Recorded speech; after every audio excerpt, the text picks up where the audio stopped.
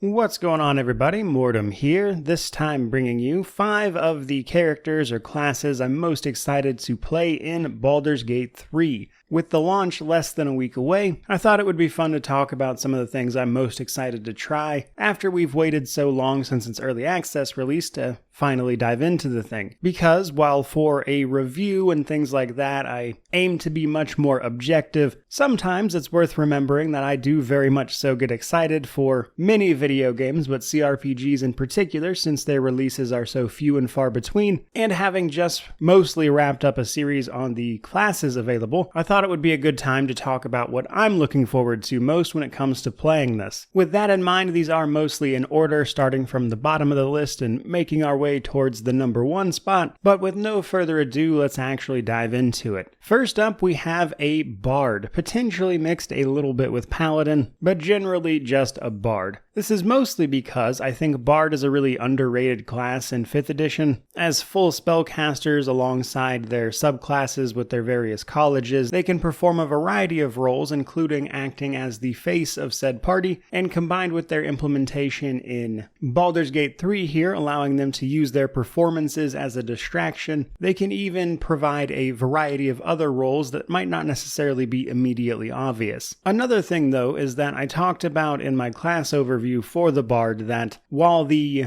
representation of a Bard has largely devolved into, I would say, memes and mockery, the class fantasy of a Bard in 5th edition D&D is really just anyone who can weave magic into music, which can incorporate so many more ideas than the typical approach people take to a Bard. So I'm very curious to see what they did with the class across the entirety of Baldur's Gate 3. Even beyond those things though, Bard is really strong mechanically in terms of what they can do for you and their party, and I'm excited to play one even if I wind up mixing it a little bit with Paladin due to their nice synergy around charisma and divine smite. That brings us to our 4th entry on the list, and this is actually going to be a Cleric of one of the dead 3, Bane, Merkel, or Baal. Clerics worship deities. You can pick those deities as the deity a cleric will be worshipping, and given their almost certain connection to the main story, I'm very curious what a cleric of one of those gods might have in terms of unique situations surrounding the main plot. And while I would say I'm pretty neutral on clerics in general, they do a lot of stuff I like, they're a very versatile class, but I'm not exactly chomping at the bit to play one most of the time. But because of their potential connection to the main plot surrounding the Dead 3 and however that winds up being incorporated, has me very curious how a cleric for one of those deities might get some special interactions there. Beyond that though, it'll likely be a Tempest cleric, as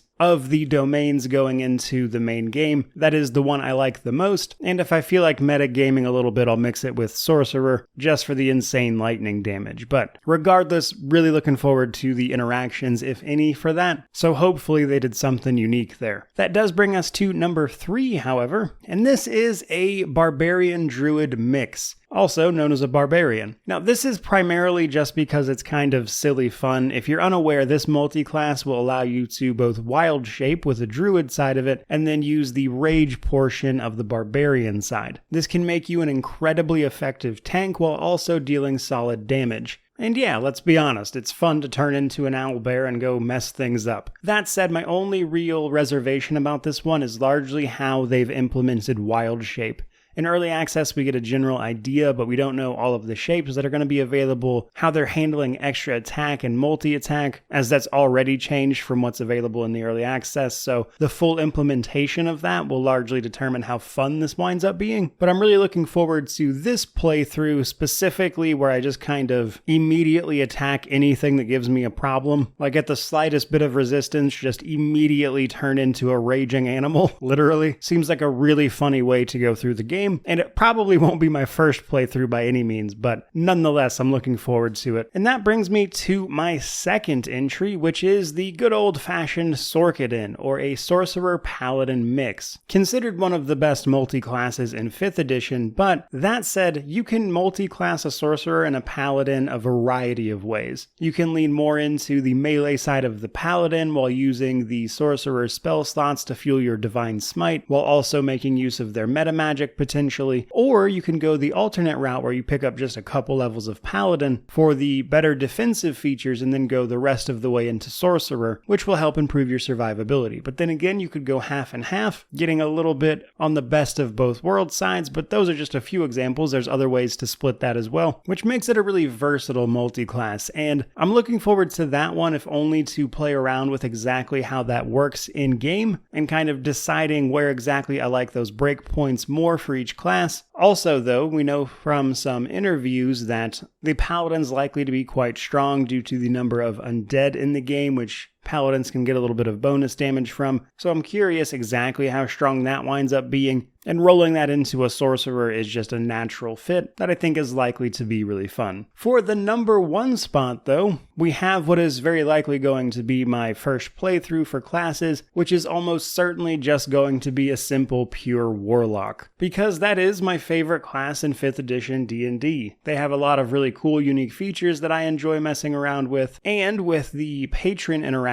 being implemented to some degree in the full game, I'm very curious what they wound up doing with that, because as a Warlock, we are beholden to a patron in some manner, and with the confirmation of patron interactions, I'm again just very curious what they did there, because the patrons we have access to are all very different, so what they managed to come up with in that regard that leaves room for role-playing has me intrigued, because if it's done well, I think it could be really cool, but if it sort of shoehorns you into a specific thing, it might not necessarily be so fun, and I think it could go either way. But regardless, mechanically speaking, I enjoy the Warlock the most, and while I might, just for fun, mix it with a little bit of Oathbreaker Paladin, just because that's a pretty solid multi-class, and you can also do some fun things with it roleplay-wise. Regardless though, my first playthrough is definitely going to be a Tiefling Warlock, and while I'm sure that will get me lambasted as a somewhat unoriginal choice to be sure, it is nonetheless what I enjoy, so I am still very much so excited for it. That said, that's pretty much going to do it for this video. I hope you enjoyed it. I hope you got some ideas, if nothing else. Though I would also love to hear about the classes or multi-class combos, etc. that you're most excited for come launch day, which of course means to like, comment, subscribe, all that YouTube jazz. But regardless of any of that, truly, just thank you so much for watching. I really do appreciate it. May you wander in wisdom and have an amazing day.